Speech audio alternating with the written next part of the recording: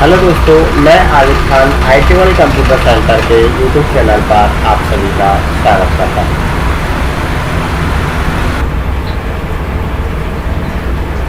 आज हम आपको 14 मई 2022 शिफ्ट 2 की एनालिसिस कराएंगे। मैथ्स एंड रीजनिंग की एनालिसिस इसी वीडियो में रहेगी और कंप्यूटर की एनालिसिस अलग वीडियो में रहेगी। हम उसके साथ साथ में आपको हिंदी का जो पैराग्राफ आता है गद्यांश उसको भी दिखाएंगे और आपके जीके के क्वेश्चन भी आपको शो कराएंगे, जिससे आप देख सको कि कैसे क्वेश्चन आते हैं। हम चलते हैं, सबसे पहले 52 क्वेश्चन आपके जो कंप्यूटर के आते हैं वहाँ से आगे चलेंगे। ठीक है दोस्तों,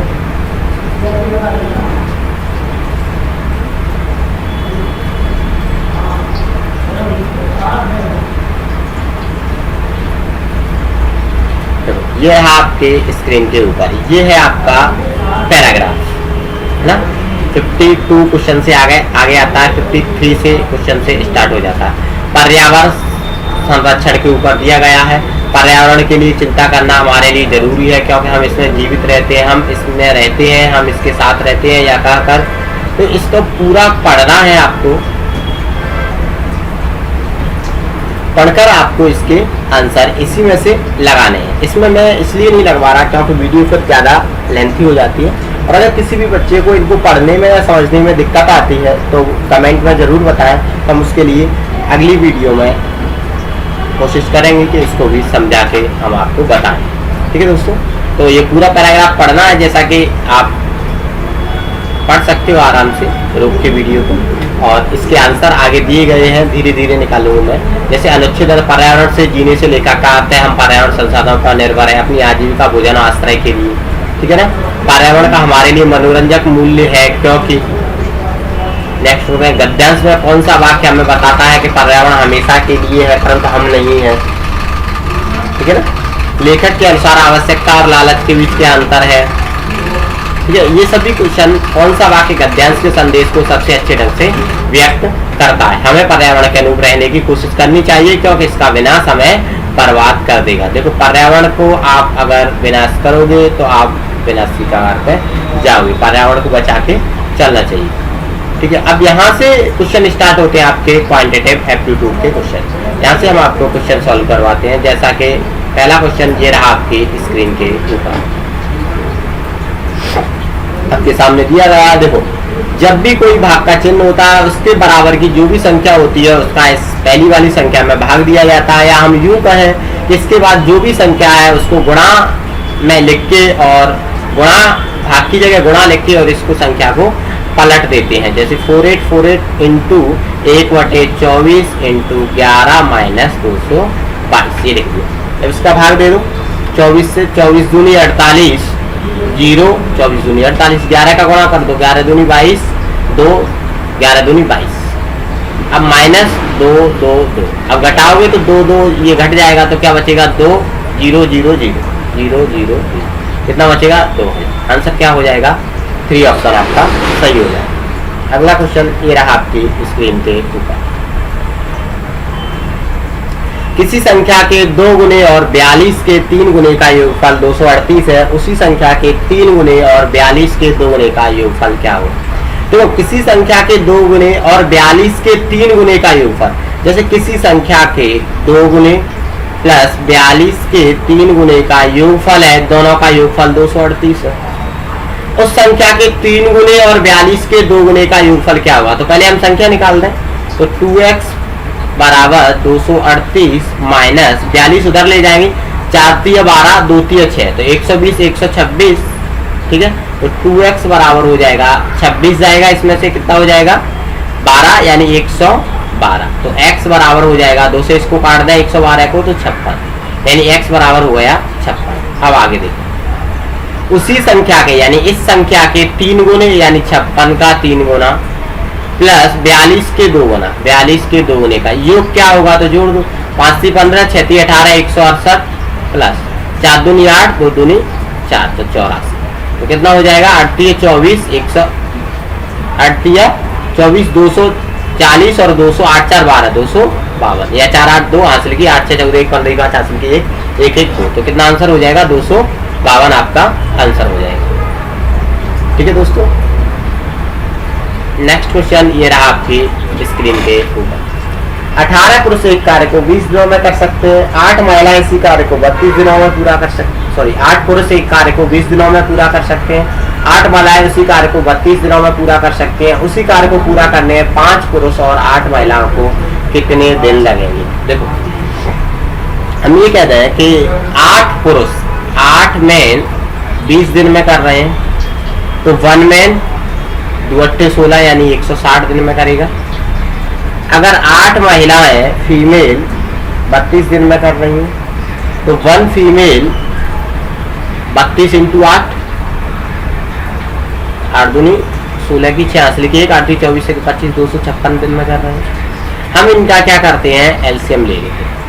ठीक है, टोटल जो वर्क है वो आ जाएगा हमारा, टोटल वर्क है वो आ जाएगा हमारा, कितना आ जाएगा 256। इसमें ऐसे 32 इंटू 8 है, तो यहाँ हो जाएगा 32 इंटू 8, तो 20 का इंटू 5 और हो जाएगा। ठीक है ना, यहाँ से देखो 32 देखो यानी 32 इंटू 8 तो यानी 256, तो ये हो गया। अब इसमें क्या है, 8 इंटू 20 है, 8 इंटू 20 में क्या होता है, देखो 8 इंटू 4 इंटू 5, तो 8 चौके 32 तो कट ही रहा है, इससे 5 नहीं कट रहा है, 5 इससे कट रहा है, 5 और का गुणा कर दिया, तो ये हमारा एलसीएम आ गया। अब अगर हम इसका भाग देते हैं तो इसमें क्या है, 8 इंटू 4 इंटू 5, तो 8 इंटू 4 32 इंटू 5 है, 32 इंटू 5 160 है, तो बचा क्या 8, तो यहाँ ये 8 माला बनाएगा। यहाँ 8 यूनिट काम करेगा, 256 का भाग दोगे तो 32 इंटू 8 256, तो बचाए बनाएगा कितनी 5 माला।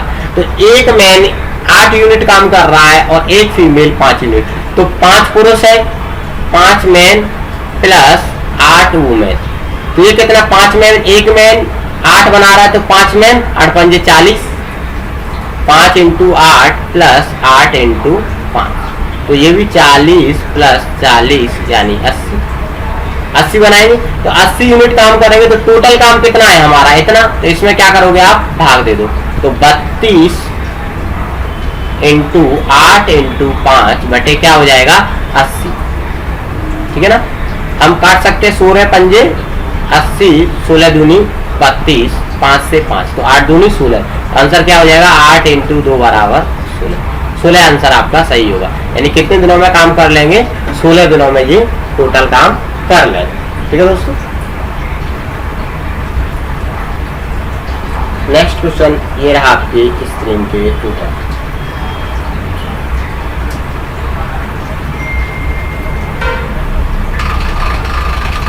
निम्नलिखित जानकारी का ध्यानपूर्वक अध्ययन करें और नीचे दिए गए प्रश्नों का उत्तर दें। एक टोकरी में 4 लाल 5 नीले और 3 हरे रंग के मार्बल हैं।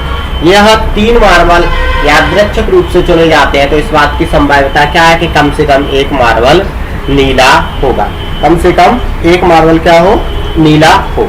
सबसे पहले हम क्या करते हैं, कुल संभावनाएं कितनी बनेंगी, देखो 5 4 9 3 12, 12 में से कुल संभावनाएं टोटल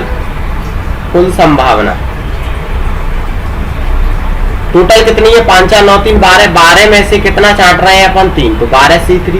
तो इसको सॉल्व करते हैं, factorial 12 upon factorial 3 into factorial 12 minus 3, तो 12 इंटू 11 इंटू 10 इंटू फैक्टोरियल 9 बटे फैक्टोरियल 3 हो जाएगा, 3 इंटू 2 इंटू फैक्टोरियल 12 में से 3 हो जाए तो 9 से 9 कट जाएगा, 3 दूनी 6, तो 6 दूनी 12, तो ये हो जाएगा 11 दूनी 22 जाए 220, तो कितना हो जाएगा 220।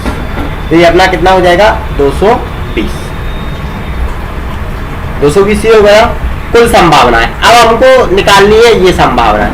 हम ये देखो कम से कम एक मार्बल हो, हम मान लेते हैं कि एक भी मार्बल नीला ना हो, कम से कम एक मार्बल हो, हम क्या कहते हैं एक भी मार्बल नीला नहीं होगा, तो नीला नहीं होता या तो लाल होगा या हरा होगा, तो लाल और हरे कितने 7, तो जो संभावनाएं बनेगी वो कितनी हो जाएगी 7C3, कितनी हो जाएगी Na, इसको Na बोलते हैं और इसको NS से रिप्रेजेंट करते हैं, प्रोबेबिलिटी बराबर होता है Na अपॉन NS।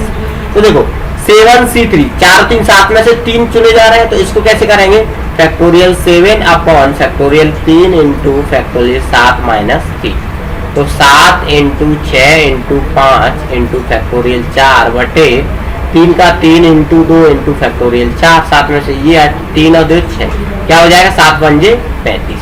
अब जो अपनी प्रोबेबिलिटी बनेगी,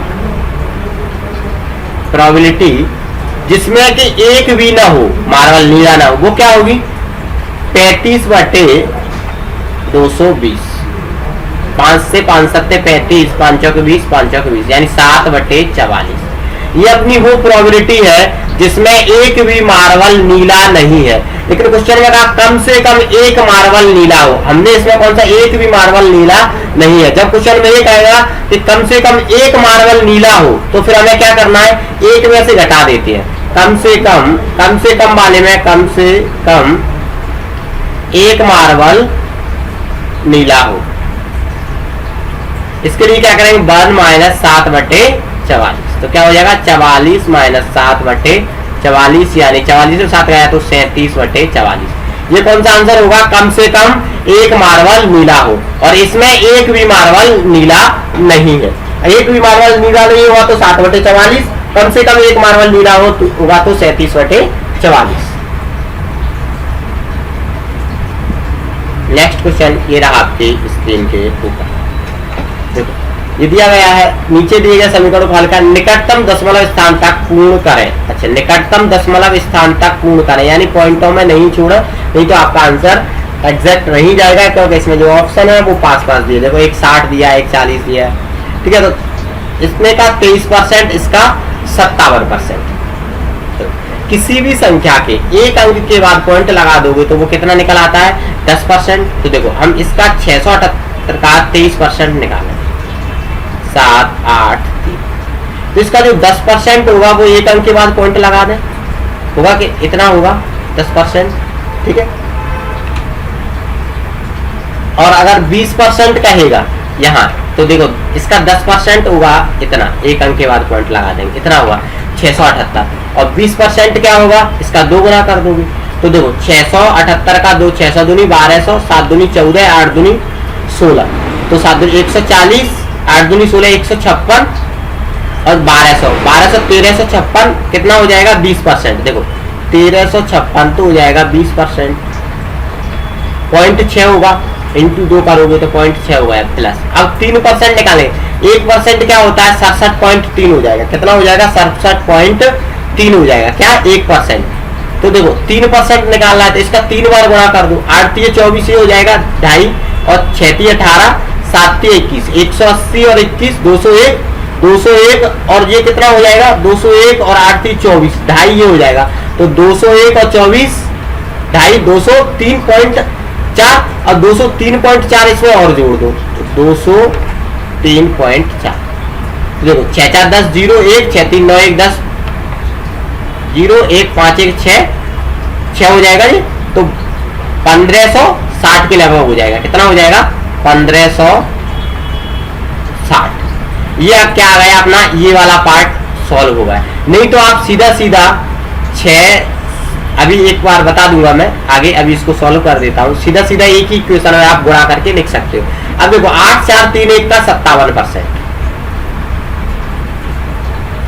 57% निकालने के लिए मैं 60% निकाल देता हूँ, तो 10% इतना 0.1, तो 60% निकालोगे तो 6 3 18 की 8 हासिल की 1, और 6 4 24 1 25 की 5 हासिल की 2, 6 48 और 2 50। ये क्या हो जाएगा आपका 60%। 3% ज्यादा निकाल दिया, 3% घटा दो, 3% कितना होगा इसका, तो 8 3 24 240, 4 3 12 252, और 3 3 9, तो 253 के लगभग हो जाएगा, 253 घटा दो 5 0 48। तो ये क्या हो जाएगा अपना, इस ये पहला वाला कितना आया 1560 प्लस 4805, टोटल कितना हो जाएगा 5 6 8 5 13 3 हासिल की 1 4 1 5 1 6 6365। कितना हो जाएगा ये 6365। तो 6365 के लगभग एक ही ऑप्शन है, कौन सा है 6360 रुपये। तो ये आपका आंसर सही हो जाएगा। कौन सा हो जाएगा, इस तरीके से आप देखो किसी भी संख्या के कोई भी संख्या लिखी हो, एक अंक के बाद पॉइंट लगाओगे 10%, 2 अंक के बाद पॉइंट लगाओगे 1% निकल आता है। ये तो इस तरीके से होगा। अगर आपको इसको डिटेल में करना है तो ऐसे लिख सकते हो 8 3 का 23/100 प्लस 8431 का 57/100। इसमें आपको इन दोनों का इंटू करके और 100 का भाग दे दो। 100 का भाग दे दो तो 67 इंटू 23 पढ़ लेना, इसको ऐसे पढ़ लेना, तब भी गुणा कर दो, या फिर आप पूरा गुणा कर लो और उसके बाद आप भाग दे लो, तब भी आपका आंसर यही है। ठीक है दोस्तों, नेक्स्ट क्वेश्चन ये रहा आपका, इसको आप कर लोगे इसलिए इस तरीके से मैंने आपको बताया नहीं, अलग तरीके से आपको कैलकुलेशन बताई गई है यहाँ पे। नेक्स्ट क्वेश्चन ये रहा आपकी स्क्रीन के ऊपर, यदि 2 वर्षों के लिए ब्याज दर क्रमशः 8% और 15% हो तो 18,600 पर कितना चक्रवृद्धि ब्याज प्राप्त होगा। देखो हमारे पास मूलधन कितना था 18,600, पहली साल हमें ब्याज मिलेगा, पहली साल आपको जो इंटरेस्ट मिलेगा वो 8% मिलेगा, यानी 18,600 का 8%। तो देखो 10% हमने अभी बताया 1860 हो जाएगा, 1% 186, 8% के लिए गुणा कर दो, 8 संख्या 48 की 8, 8 संख्या 48 का 8 हासिल की 4, 8 8 64, 4 68 की 8 हासिल की 6, 8 1 8 6 14, 1488 रुपए। यह क्या हो गया, पहली साल आपको ब्याज प्राप्त हो गया। अब सेकंड साल देखो, ब्याज पूछा है, सेकंड साल ब्याज क्या मिलेगा आपको, इसका 15%, तो 10% 1860, 5% इसका आधा और हो जाएगा। देखो 1860 का 930 है ना, तो 930 930 2790 रुपए हो जाएगा, 2790 रुपए। 1860 का 5% निकालेंगे, 930 930 27 15%, 2790 रुपए। अब देखो 1488 रुपए का भी 15% निकालोगे तो 10% क्या हो जाएगा 148। अब 148 का आधा और जोड़ोगे यानी 74 और जोड़ दोगे, 148 में 74 और जोड़ दोगे तो 15% निकल आएगा। तो देखो 148 में आप 74 जोड़ना है तो 7 जोड़ोगे तो 210, 70 जोड़ोगे तो और 4 और जोड़ दोगे 222, कितना हो जाएगा 222 रुपए ये ब्याज मिला आपको।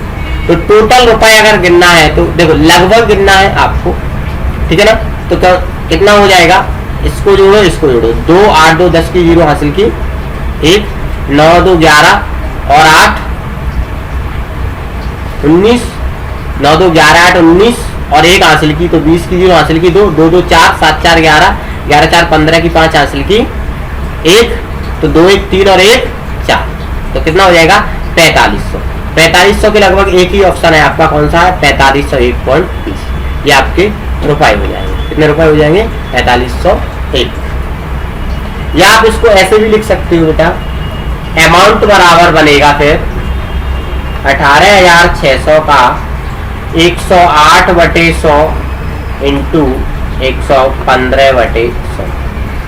अब जो अमाउंट आएगा वो 18,600 में 4500 प्लस होके आ गया, यानी 18,4 22,000 23,100 के लगभग आएगा। जो अमाउंट का मान आएगा वो आएगा 23,100 के लगभग आपका आंसर आएगा।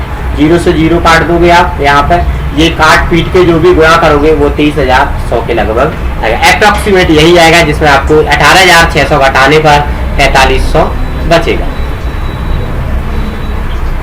ये आपके मैथ्स पार्ट के क्वेश्चन हो चुके हैं। अगला पार्ट अगर आपको इसमें आपको समझ में नहीं आता है तो आप बताइएगा जरूर कि सर ये शॉर्ट ट्रिक समझ में नहीं आती या लॉन्ग टर्म में दिक्कत आता है, आपको अलग तरीका जरूर बता दिया जाएगा। आगे देखो रीजनिंग का पार्ट, ये आपका पहला क्वेश्चन आपकी स्क्रीन पर ये रहा। इसमें देखो ये श्रेणी दी गई है, उपरोक्त व्यवस्था में 2RJL और B बराबर डॉलर, इनमें संबंध है, इनमें और वही संबंध इसमें है और वही संबंध इसमें अपन को देखना है। इसका किससे होगा ऑप्शन देखो 2RJL, तो देखो 2RJL कहाँ लिखा है 2RJL, यानी 2 लिखा है फिर R लिखा है, फिर R के बाद तुरंत J है, फिर 1 को छोड़ के L लिखा है। अब देखो B कहाँ है, B कहाँ है, देखो 2 के कितने पीछे 1 2 3 को छोड़ के चौथे नंबर पे B है, तो B लिखा होगा, फिर 1 को छोड़ के बराबर और डॉलर, बराबर और डॉलर, फिर 1 को छोड़ के 2 को छोड़ के 5, 2 को छोड़ के 5। इसी प्रकार आप बाई को देखोगे, देखो बाई 1 को छोड़ के E6 8 को छोड़ के स्टार, बाई E6 8 को छोड़ के स्टार। अब बाई के 3 पीछे जाओगे, 1 2 3 पीछे ये आ रहा है एप्सिलॉन, एप्सिलॉन फिर 1 को छोड़ के 3, फिर एट द रेट बाई को छोड़ के M आ रहा है। अब देखो यहाँ पूछा है, अब 8 है तो इसके पीछे 3 जाओगे, तो 8 के पीछे 3, 1 2 3 को छोड़ोगे, देखो 8 है, 8 नहीं ये वाला है, 8 के पीछे नहीं जाओगे, ये पॉइंट वाला है, तो कौन सा है, पॉइंट वाला, इसको ध्यान से पढ़ोगे, ये पॉइंट वाला, हाँ ये नहीं है, ये वाला है पॉइंट, तो ये समानुपात लगा है 8 के पीछे देखोगे। देखो हमें क्या होता था, इसके पीछे देखते थे, हम किसके पीछे देखते थे, इसमें 2RJL, तो 2 के पीछे हुआ करता था 3। अब यहाँ हम B पे आ गए, तो B के फिर कहाँ होगा, देखो B आगे वाला बढ़ दिया है, तो हमें 8 वाला जो आगे वाला दिया है, तो ये हमें पीछे वाला निकालना है, तो B है, तो B से आगे 1 2 3 को छोड़ के चौथे नंबर पे 2 है, तो 8 के आगे 3 को छोड़ के चौथे नंबर पे निकालना, 8 को आगे 1 2 3 को छोड़ के चौथे नंबर पे F, तो F आ गया। अब 1 को छोड़ के बीटा, फिर तुरंत H, फिर 1 को छोड़ के 7 को छोड़ के C, तो ये कौन सा ऑप्शन हो जाएगा, F बीटा H C वाला ऑप्शन, यानी दूसरा ऑप्शन सही हो जाएगा। ठीक है, यहाँ पहले पूछा है बाद का दिया है, इसमें जैसे ये वाला दिया है ये पूछा है इसमें, है ना। नेक्स्ट क्वेश्चन ये रहा आपके स्क्रीन के ऊपर, नेक्स्ट क्वेश्चन ये रहा आपके स्क्रीन के ऊपर। श्रृंखला में निकटवर्ती अक्षरों के बीच में छोड़े गए अक्षरों की संख्या का क्रम में कम होती जाती है। देखो कम होने का मतलब जैसे पहले अक्षरों में 6 का डिफरेंस है, तो अगले में 5 का, 4 का, 3 का, या 8 का है तो 7 का, 6 का, 5 का, ऐसे कम होता जाएगा डिफरेंस। तो देखो A 1 नंबर पे 1 7 13 18 22, 6 का अंतर, यहाँ 6 का अंतर, देखो 6 7 6 13, फिर यहाँ 5, फिर यहाँ 4, तो आपको यहाँ 6 का अंतर है। ठीक है, अब अगला देखो 8 N 14 S 19 W 23 1 27, लौट के आ जाएगा 6 14 5 19 19 4 23 23 4 27, तो 4 4 का होगा, तो ये भी नहीं होगा।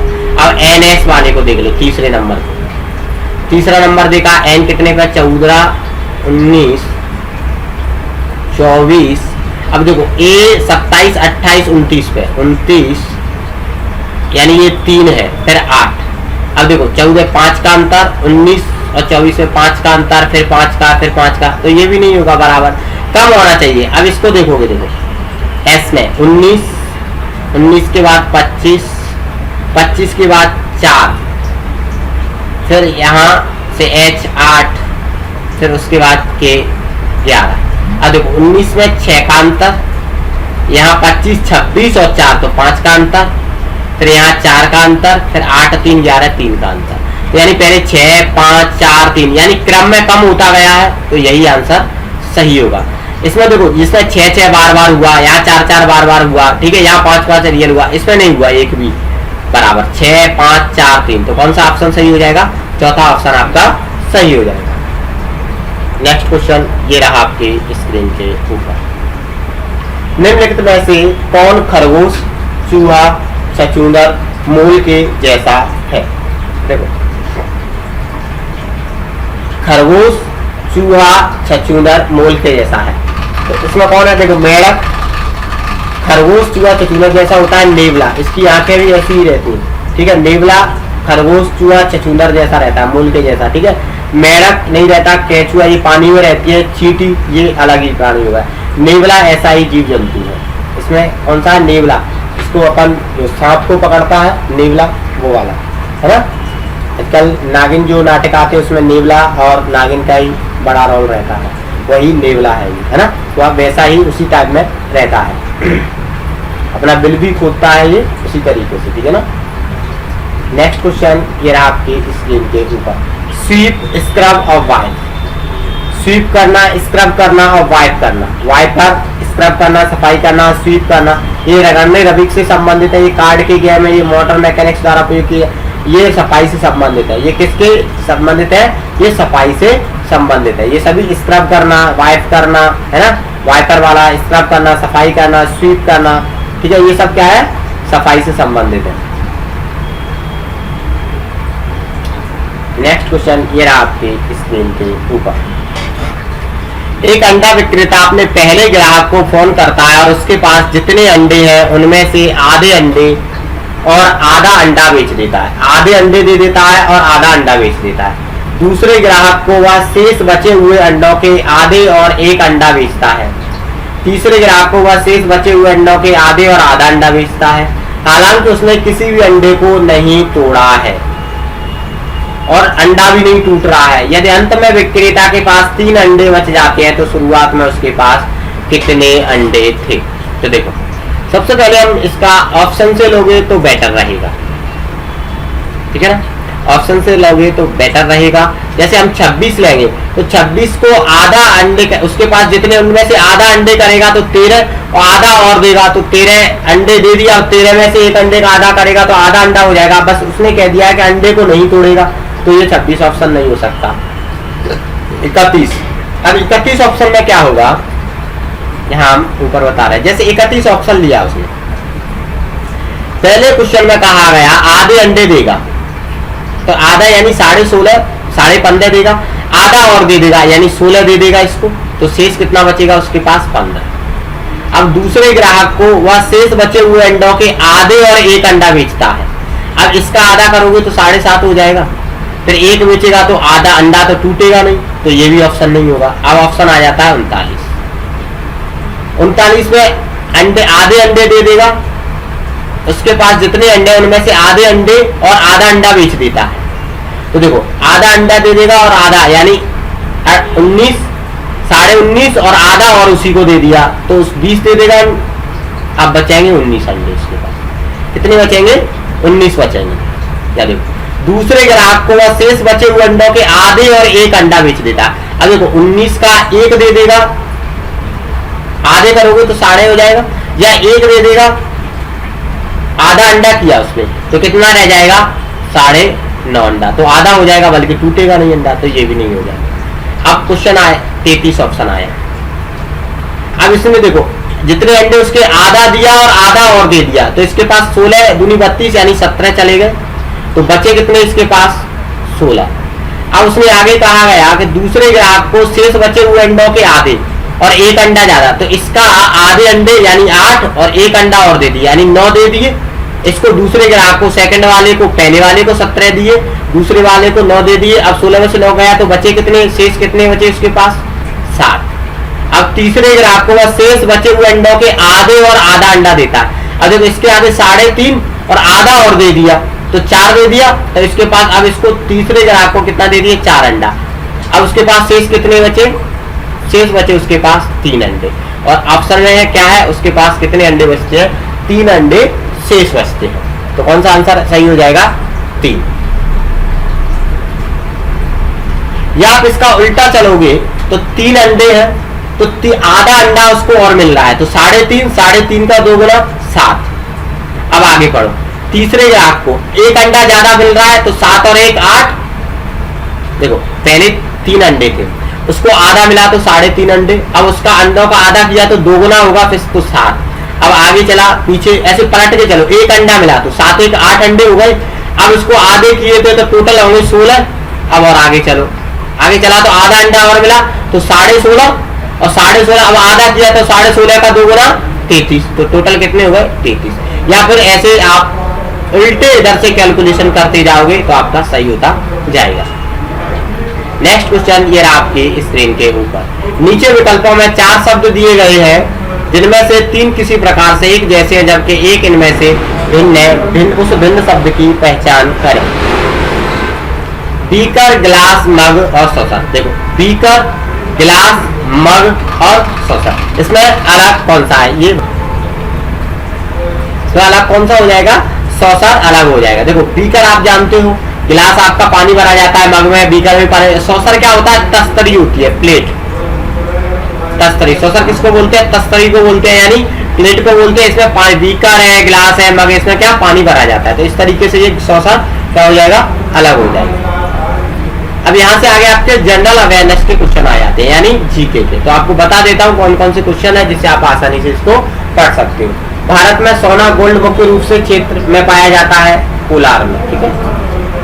नेक्स्ट क्वेश्चन, ये रहा आपकी स्क्रीन के ऊपर। भारत में सेवा क्षेत्र निम्नलिखित में शामिल है: खनन और उत्खनन, परिवहन और संप्रेषण, होटल, वन उद्योग और मछली पकड़ना। कौन कौन से? पहला और तीसरा। देखो, भारत में सेवा क्षेत्र में परिवहन और संप्रेषण और, ठीक है, 2 है। सेवा करते हैं, जी सेवा क्षेत्र है ना, परिवहन और होटल क्या है, सेवा क्षेत्र में है, ये खदानें हैं, ठीक है ना, ये वन उद्योग, ये अलग उद्योग टाइप में है। जब क्लोरोबेंजीन को सांद्र H2SO4 की उपस्थिति में क्लोरल के साथ संघनित किया जाता है तो उसकी प्राप्ति होती है, इसकी प्राप्ति होती है DDT की, जो दवाइयों में यूज किया जाता है खेतों में। एक परमाणु के नाभिक में प्रोटॉन एवं न्यूट्रॉन रहते हैं, इलेक्ट्रॉन कक्षा में रहते हैं, नाभिक में कौन होता है, प्रोटॉन और न्यूट्रॉन पाए जाते हैं। बाली में 3 दिसंबर 2007 से 14 दिसंबर 2007 तक 12 दिनों के लिए संयुक्त राष्ट्र जलवायु परिवर्तन सम्मेलन आयोजित किया है। इसमें 1000 लोगों ने भाग लिया था। बाली इंडोनेशिया में उपस्थित है। कहां पे हुआ था ये, इंडोनेशिया में। इनमें से कौन सा भारत के संविधान की 4वीं अनुसूची का सही वर्णन करता है। इसमें राज्यसभा में सीटों का आवंटन किया गया है, ठीक है ना। भारत की संविधान सूची की 4वीं अनुसूची में क्या दिया गया है, राज्यसभा के सीटों का आवंटन। इसके बाद आपको जो इंग्लिश मॉक टेस्ट लिखा है, इसका मतलब है आपको जो टाइपिंग के लिए इंग्लिश का पैराग्राफ दिया जाता है, वो आपके स्क्रीन के ऊपर ये रहा, आप देख सकते हो कैसा पैराग्राफ आता है, कितने वर्ड आते हैं, किस तरीके का आता है। और इसमें 15 मिनट का समय दिया होता है और 15 मिनट में आपको इसको 15 से पहले आपका पूरा पैराग्राफ टाइप हो जाता है। उसके बाद तुरंत आप सबमिट कर दें, और अगर आप सबमिट के लिए बैठे रह जाओगे तो आपका टाइम काउंट होता जाएगा और जिसकी वजह से आपकी स्पीड कम हो जाएगी। इस बात का विशेष ध्यान रखेंगे। वीडियो में कहीं भी कोई प्रॉब्लम हो तो कमेंट में जरूर बताइएगा। ये प्रॉब्लम है दोस्तों के साथ शेयर कीजिएगा, और जो भी प्रॉब्लम है किसी भी टॉपिक पर अगर कहीं कोई परेशानी आती है तो आप जरूर कमेंट में बताइएगा, ठीक है। आगे आने वाली वीडियो भी बहुत जल्द आपको उपलब्ध करा दी जाएगी, ठीक है दोस्तों। Thank you, bye, okay, take care, अपना ख्याल रखें, धन्यवाद।